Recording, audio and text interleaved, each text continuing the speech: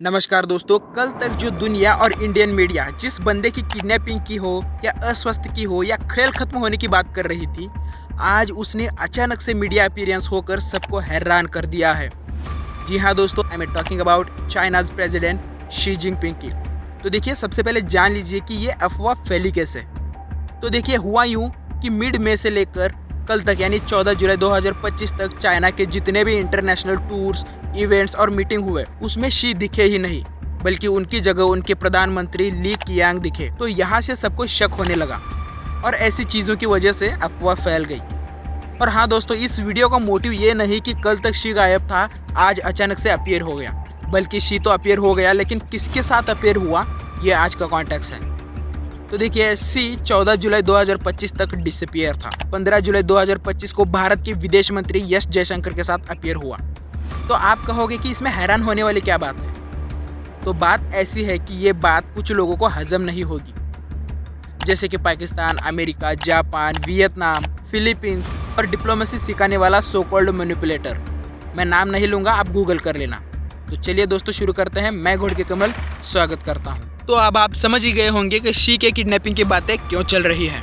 अब जानते हैं कि इस दौरे में कौन कौन से समझौते पर सिग्नेचर हुए हैं और ये इतना इम्पोर्टेंट और खास टूर क्यों है। पहला है, 6 साल बाद भारत के विदेश मंत्री जयशंकर चाइना पहुंचे हैं। तो देखिए, 2020 के बाद पहली बार चाइना पहुंच चुके हैं भारत के विदेश मंत्री जयशंकर, और सीधे चाइना के बड़े नेता यानी प्रेसिडेंट शी जिनपिंग से मिले, जो कि इंडियन मीडिया और दुनिया जिसके किडनैपिंग होने की बात कर रही थी, ये सीधे जाके उनसे मिलते हैं। और उनसे मिलने के बाद इस मुलाकात में उन्होंने एलएसी यानी लाइन ऑफ एक्चुअल कंट्रोल सीमा विवाद पर भारत ने साफ शब्दों में कहा कि एलएसी पर शांति और स्थिरता कायम रखना बहुत जरूरी है।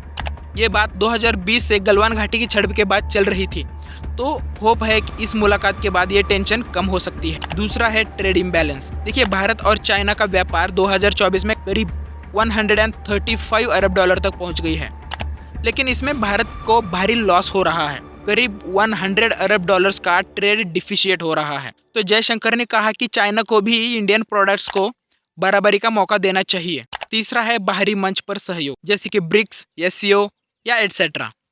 तो देखिए, दोनों देश ब्रिक्स जैसे प्लेटफॉर्म पर साथ काम करते हैं। अब आप सोच रहे होंगे कि ये ब्रिक्स है क्या।